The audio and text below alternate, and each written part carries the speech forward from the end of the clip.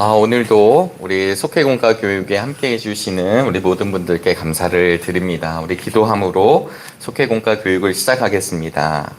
하나님 아버지 참으로 감사합니다. 어느덧 8월의 마지막 수요일을 맞이하게 하시고 또 한 달을 잘 마무리하고 새로운 한 달을 기대함으로 바라보는 이 한 주간을 허락해 주시니 감사합니다.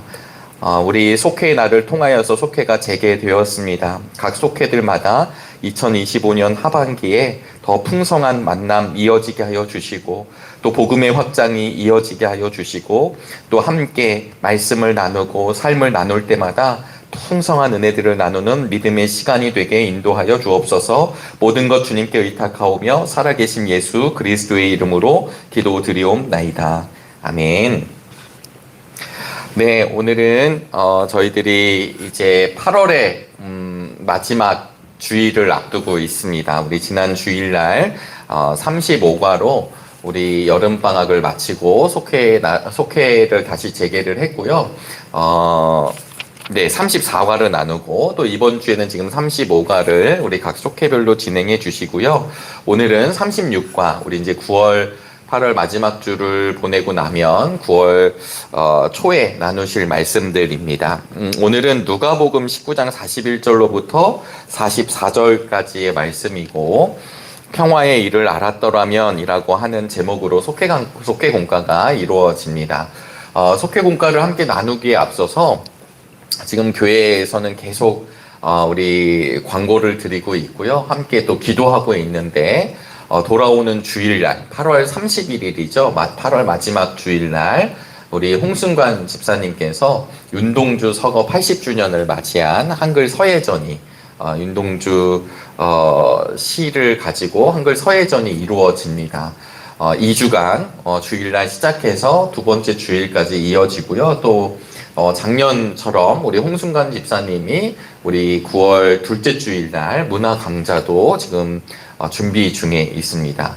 아울러 우리 이번 주일을 보내고 다음 주 금요일 날은 우리 금요 기도회가 따로 없고요. 그 시간에는 우리 이한진 밴드라고 하는 재즈 밴드를 초청하여서 우리 지역 주민을 초청하는 음악회가 준비되고 있습니다. 굵직굵직하잖아요.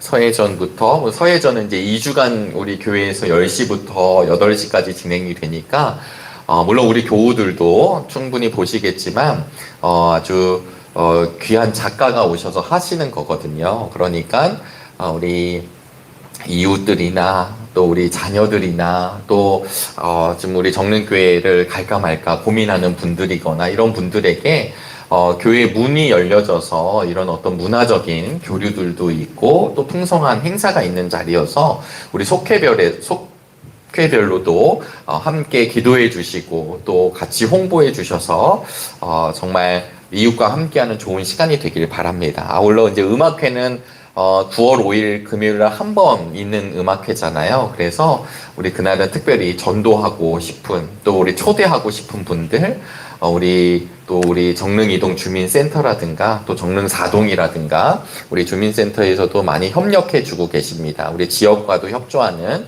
우리 성북구에서 협조하는 그런 음악회니까 풍성한 우리 잔치가 될 수 있도록 함께 기도로 나아가 주시면 참으로 감사를 드리겠습니다.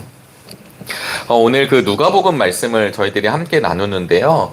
오늘 누가복음 이제 19장의 이제 말미의 장면이에요. 그래서 누가복음 19장은 사실 누가복음의 거의 중심 주제라고도 하거든요. 중심 주제가 있는 말씀이에요. 누가복음 19장에 보시면 우리 예수님께서 누구를 만나시는 장면이 나오냐면 우리 누가복음 이제 19장이잖아요. 19장에 우리가 잘 아시는 삭개오가 등장해요. 그래서 19장 10절에 보시면 우리 삭개오를 통하여서 우리 예수님이 이 땅에 오신 이유가 잃어버린 사람을 찾기 위해, 잃어버린 영혼을 만나기 위해 이 땅에 오셨다라고 하는 것을 이 누가를 통해서 드러내 주십니다. 그러니까 우리 예수님이 그냥 오신 것 아니라 이렇게 성육신 하신 것, 그리고 십자가의 길을 걸어가셨던 것, 부활하셨던 것, 이 모든 메시아 사역이 누구를 위한 거냐면 잃어버린 영혼, 잃어버린 사람들을 위한 것이죠. 특별히 누가는 이방인들, 그 다음에 소외된 이들에 대한 관심이 높았어요. 그래서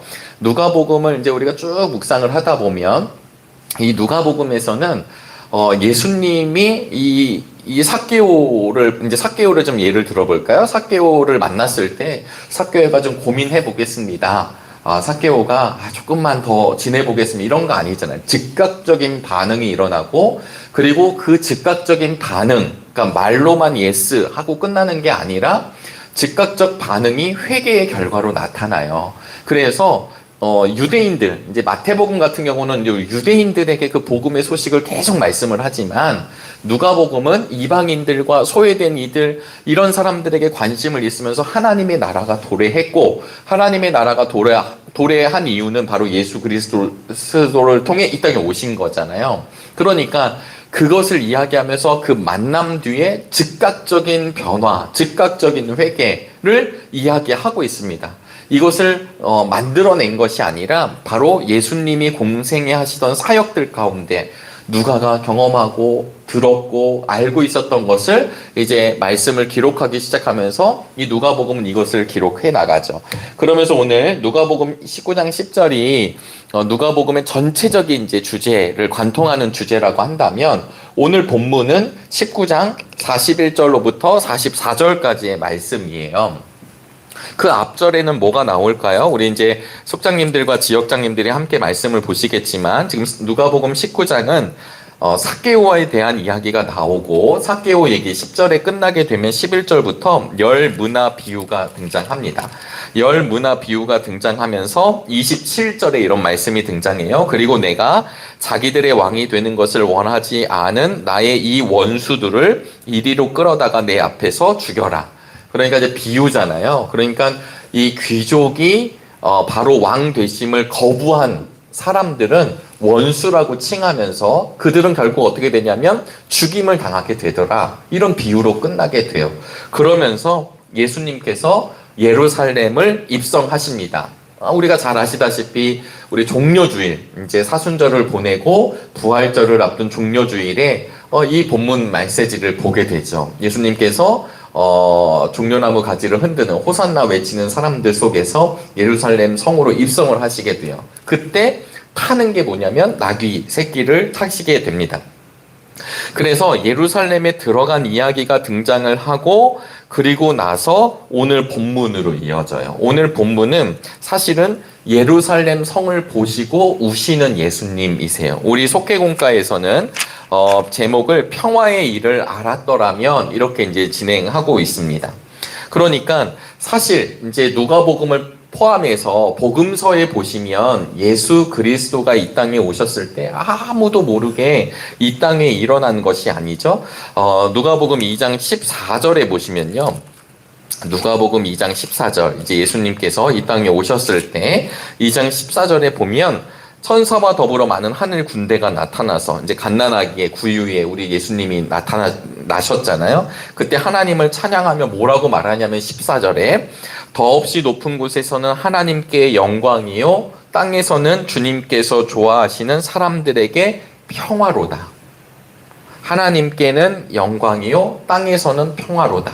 우리가 이제 성탄절에 하늘엔 영광, 땅엔 평화, 이 말씀을 알고 계시죠. 그러면서 누가복음 19장, 우리가 19장 말씀을 지금 보고 계시지만 38절에 보시면 예수님이 이제 예루살렘에 입성하시고 났을 때 38절 모두가 뭐라고 찬양하며 말하냐면 복되시다 주님의 이름으로 오시는 임금님, 하늘에는 평화, 지극히 높은 곳에는 영광이라고 하는 찬양을 올리게 됩니다.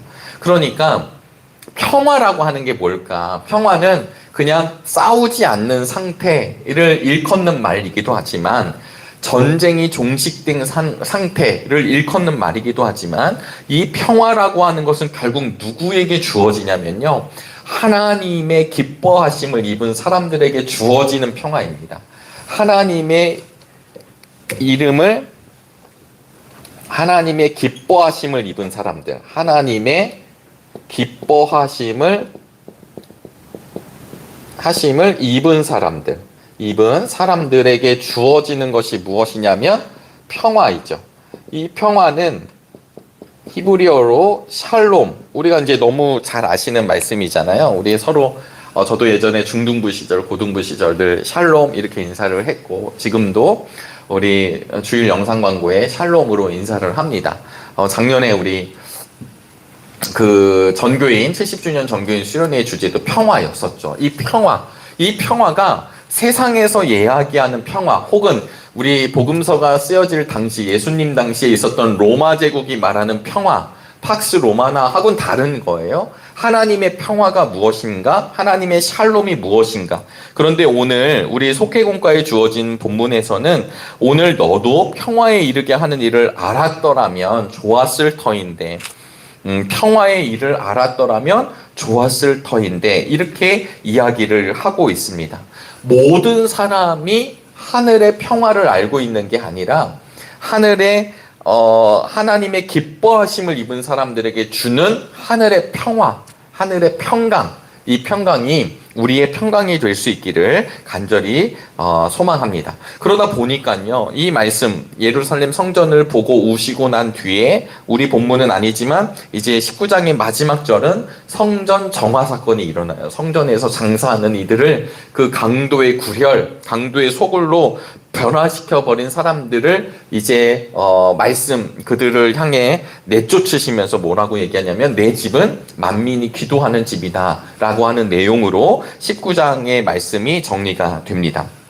오늘 41절에 보시면요, 우리 속회공과 첫 절인데요, 예수께서 예루살렘에 가까이에 오셔서 그 도성을 보시고 우시었다. 예수님이 예루살렘에 입성하시고요. 그리고 예루살렘을 바라보시면서 우셨습니다. 근데 이 우신 이유가 무엇이냐면 그 우신 이유가 42절이에요. 오늘 너도 평화에 이르게 하는 일을 알았더라면 좋을 터인데 그러나 지금 너는 그 일을 보지 못하는구나 라고 예수님께서 말씀하고 있습니다. 여기서 우셨다라고 하는 것은 이 원어 본문을 찾아보니까 에클라우센이라는 말이에요. 에클라우센이라는 말은 뒤에 누가복음 22장 62절에서 한 번 더 쓰여지거든요. 22장 62절, 그러니까 맨 마지막 절, 그 중간쯤 있는 말씀인데요. 22장 62절에 말씀이 이러합니다. 그리하여 그는 바깥으로 나가서 비통하게 울었다. 이게 누구냐면 지금 베드로가 우는 장면이에요. 예전 성경에서는 통곡하였다 이런 뜻입니다. 그러니까 예수님이 예루살렘 성을 보시면서 울었다, 흐느꼈다, 그냥 아쉬웠다 이런 뜻이 아니라 한숨을 쉬고 흐느끼며 고통에 차서 부르짖는 것을 뜻하는 단어예요. 네, 이것을 예전 성경에서는 통곡하였다 이렇게 이야기를 하는 것입니다. 우신 이유가 무엇이냐면 예수님이 이렇게 보시고, 그러니까 이 우심의 강도를 아시겠죠, 여러분? 이 우심, 예수님께서 우세요. 우신 이유가 뭐냐면 하나님의 평화가 없기 때문이에요. 다른 말로 하면 여호와 샬롬이 없기 때문입니다. 어디에요? 예루살렘 성 안에 여호와의 샬롬이 없습니다. 그런데 이 예루살렘이라는 말은 어떤 뜻일까요? 예루살렘이라고 하는 이 지명은 내가 평화를 볼 것이다 라고 하는 뜻이에요. 예루살렘은 지금 예루살렘으로 들어오셨는데 이 살렘이 샬롬으로부터 나오거든요. 내가 평화를 볼 것이다 라는 뜻입니다. 그러니까 예루살렘에 들어오셨는데 여호와의 샬롬이 없는 거예요. 그것을 여호와의 샬롬이 없는 상태이고 여호와의 샬롬이 없는지도 모르는 거죠. 근데 이 샬롬이 없는 것은 그들이 무지해서 하나님이 누구신지 하나님의 평화가 무엇인지를 몰라서가 아니라 영적인 반역으로 인해서 그들이 더 이상 회개할 수 없는 지경에 있었기 때문에 그것을 오늘 예수님께서는 이렇게 표현을 하세요. 뭐라고 표현을 하냐면 바로 44절 하반절에 보시면 하나님께서 너를 찾아오신 때를, 하나님의 나라가 온 것을 내가 알지 못했기 때문이다 라고 하는 것입니다. 이 알지 못했다 라고 하는 것, 이제 42절에 보면 그 일을 보지 못하는구나 이렇게 써여져 있거든요. 42절에 그 일을 보지 못했다라고 하는 것은 예전 성경 버전으로 보면 숨겨져 있는 거예요. 가려져 있는 거예요. 이 말씀을 잘 똑같이 표현한 게 누가복음 18장 34절에 등장을 하는데요. 제가 읽어 드릴게요. 누가복음 18장 34절입니다. 그런데 제자들은 이 말씀을 조금도 깨닫지 못하였다. 이 말씀은 그들에게 그 뜻이 감추어져 있어서 그들은 말씀하신 것을 알지 못하였다. 그들의 눈에 평화의 길이 숨겨져 있다라고 하는 뜻입니다. 다시 말씀드리면 예루살렘은 내가 평화를 볼 것이다 라고 하는 뜻인데, 그런 예루살렘이 하나님의 평화를 모르고 있고 모르는 상태로 회개하지 않고 그들이 아주 강팍하고 하나님의 때를 알지 못함으로 멸망의 길을 지금 걸어가고 있다라는 것을 예수님이 보시면서 통곡하시는 거죠. 슬피 우시는 것입니다. 그러면서 43절, 44절 말씀이 이제 등장을 하는데, 이 43절과 44절의 말씀은 이제 심판의 날을 이야기합니다. 이 43절과 44절은 구약적인 방법으로, 그러니까 구약에서 이야기하는 선지서에 등장하는 표현으로 하나님의 심판을 말하는 히브리적 경고예요. 그러니까 히브리 사람들은 이 말을 들으면 이것이 그냥 예수님이 갑자기 말씀하시는 게 아니라 구약 선지서에 의거하여 하나님의 메시지가 선포되는 이야기입니다. 그런데 이 43절과 44절은 사실 구약 성경의 표현들로 이루어진 말씀이에요.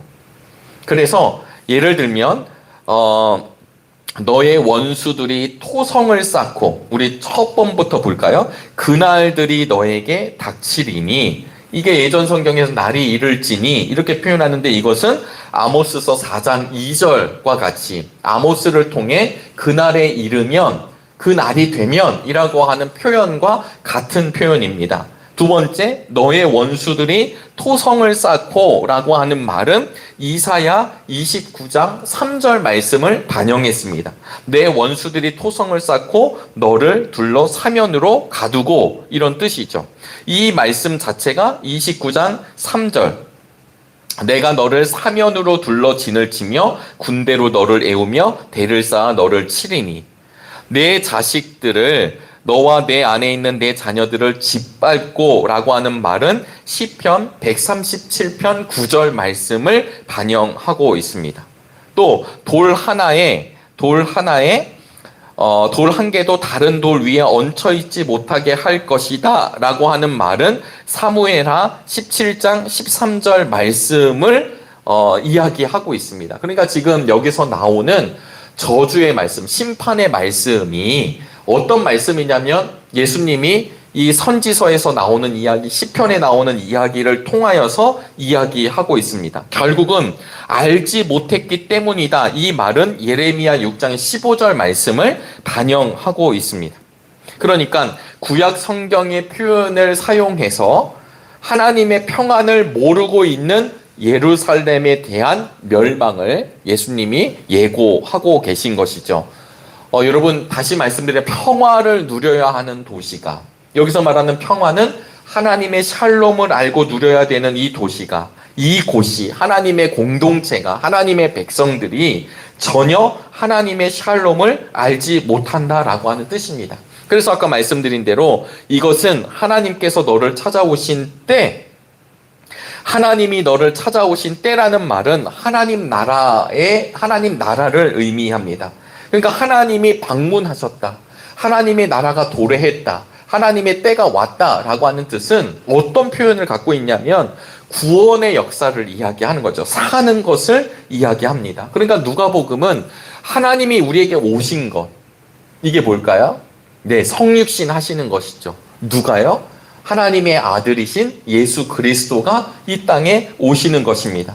그런데 이 하나님의 방문이 이루어지고 하나님이 성육신 하셨는데, 예루살렘은 예수님을 배척하고 있다라는 거죠.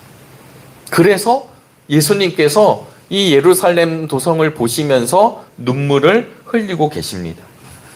여러분, 열 문화 비유에서도 결국 열 문화 비유, 19장에서 열 문화 비유가 나오면서 이 열 문화 비유의 핵심은 그 귀족이 왕이라고 하는 것입니다. 이 왕 되심을 모르는 사람들은 다 누구냐면 원수가 돼요. 그러니까 지금 예수님은, 성경은 우리 예수님께서 이 땅에 오셨을 때 어떻게 오시냐면, 이제 우리 세번역은 임금님, 다른 표현으로는 왕이죠. 왕으로 오신 예수님이십니다. 왕으로 오신 예수님이라고 하는 건 세상의 권세자들처럼 내가 왕이다 이런 뜻이 아니라, 예수 그리스도가 우리의 삶을 다스리시고 우리의 삶을 인도하시고 우리의 삶을 치리하시고 우리의 삶을 통치하신다 이런 뜻이죠. 우리들의 주인이 누구인가요? 우리들의 삶의 주인이 누구십니까? 어떤 분들은 늘 말씀드리지만 돈이 나를 움직여 가지 않나요? 관계가 나를 움직이지 않습니까?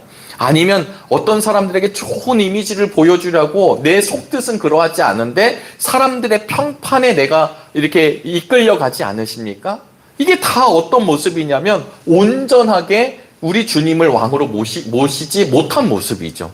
그런데 왕으로 오신 예수님, 그 예수님이 나의 왕이 되시면 무엇이 될까요? 우리의 기준점, 우리의 삶을 이끌어가는 그 기준점이 누구시냐면 바로 우리 주님이 되시는 것이죠. 그러니까 결국은 이 열문화 비유에 이제 19장에서도 열문화 비유를 이야기하고 있지만, 결국은 우리 예수님께서 말씀하시는 건 뭐냐면 우리 예수님이 이 땅에 왕으로 오시고, 이 왕은 결국은 누구시냐면 메시아이시죠.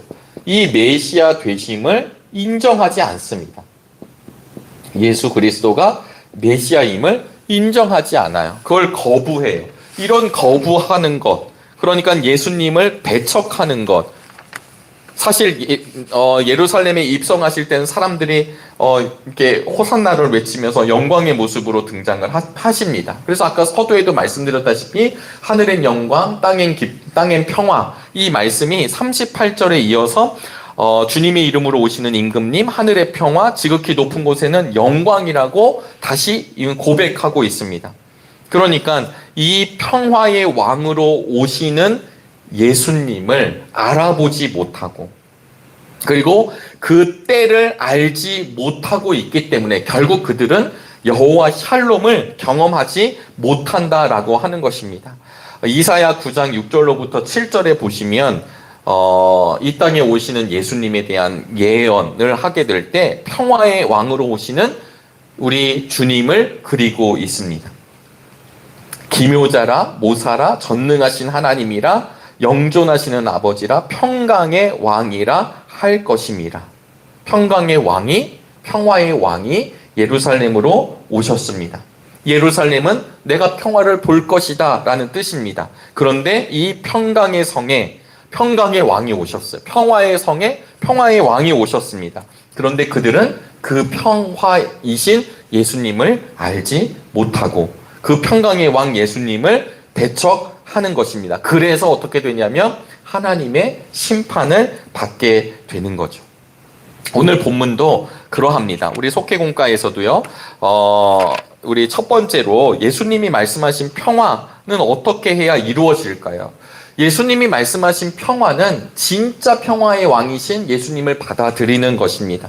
그리고 그 예수님께서 예루살렘을 바라보시면서 안타깝고 처절한 눈으로 바라보고 계시죠. 그런데도 불구하고 사람들은 사람들의 평화를 생각하고 있습니다. 로마 시대, 이 로마 제국은 로마의 평화를 생각하고 힘으로 다스리는 평화라는 뜻이죠. 우리 바리새인들이나 율법학자들이나 종교인들은 자신들의 열심으로 평화를 누린다고 생각을 했습니다. 그러나 결국 그들은 참된 평화를 알지 못하고 있다는 뜻입니다. 두 번째는 무엇이냐면 평화라고 하는 건 하나님이 주시는 것임을 알아야 된다라고 하는 것이죠. 역사적으로 이스라엘 백성이 하나님을 왕으로 인정하고 그분의 보살핌을 받을 때 하늘의 샬롬의 상태가 이루어집니다. 사사기를 보시면요, 전쟁이 그칠 때가 언제냐면 이제 하나님 앞에 부르짖고 하나님이 사사를 보내주시고 그리고 하나님께서 사사를 통하여서 적들을 이제 쫓아내죠. 물리치죠. 그리고 나서 찾아오는 평화. 근데 이건 일시적입니다. 한시적입니다. 왜냐하면 그들은 또다시 그 평안한 상태에서 죄로 머물러 가기 때문입니다. 그런 것처럼 이 죄로 머물러 가지 않는 상태가 결국 무엇이냐면 예수 그리스도 그분 앞에 온전히 서는 것이죠. 그래서 진정한 평안은 내가 쟁취하는 것이 아니라 하나님께서 허락해 주시는 것입니다. 그리고 내 안에 참된 평화가 있게 될 때 사실 우리는 그 참된 평화를 경험해야지만 세상과 상황과 환경이 어떠하다 할지라도 우리는 그 길을 걸어갈 수 있는 것입니다. 우리 가끔 삶을 살아가다 보면 두려움이 우리에게 찾아올 때가 있어요. 그런데 그 두려움은 예고를 하고 아니면 내가 이제 들어갈 거야. 난 이제 너에게 두려움을 줄 거야. 이런 식으로 두려움이 우리의 안으로 찾아오지 않습니다. 어느샌가 내 안에 자리를 잡는 것이죠. 내 안에 자리를 잡은 두려움을 내모는 일은 내가 의지로 두려움을 몰아내는 것이 아닙니다. 내가 갖고 있었던 그 불안함을 내가 내쫓는 것이 아니죠. 그것은 하나님의 평화가 이 마음 가운데, 우리의 심령 가운데, 우리의 마음 가운데 가득하게 될 때야 비로소 이 두려움과 우리의 불안감은 떠나는 것입니다. 그러면 이때는 어떤 일이 일어나냐면 상황과 환경을 하나님이 만져주셔서가 아니라 그 하나님이 언제나 어디서나 나와 함께 한다는 놀라운 그 진리 앞에 다시 내가 확신을 얻을 때라는 것이죠. 이것을 오늘 본문으로 보면 예루살렘이라고 하는 곳은 평화를 보는 곳입니다. 진짜 평화로 오신 예수 그리스도를 보아야 하는 도시이고 예루살렘 성임에도 불구하고 그들은 그 성전에서 예수님을 알아보지 못하죠. 그리고 오늘 본문 뒤이어 우리 속회공과에선 다루고 있지 않지만 성전 정화를 통하여서 내 집은 만민이 기도하는 집이다. 여러분 성전은 어떤 곳인가요? 성전은 하나님을 만나는 곳이잖아요. 기도를 한다는 건 그냥 우리가 앉아서 기도를 했다 이런 뜻이 아니라 하나님과 이 하나님의 백성이 교제하는 곳입니다. 성전은 그런 곳이죠.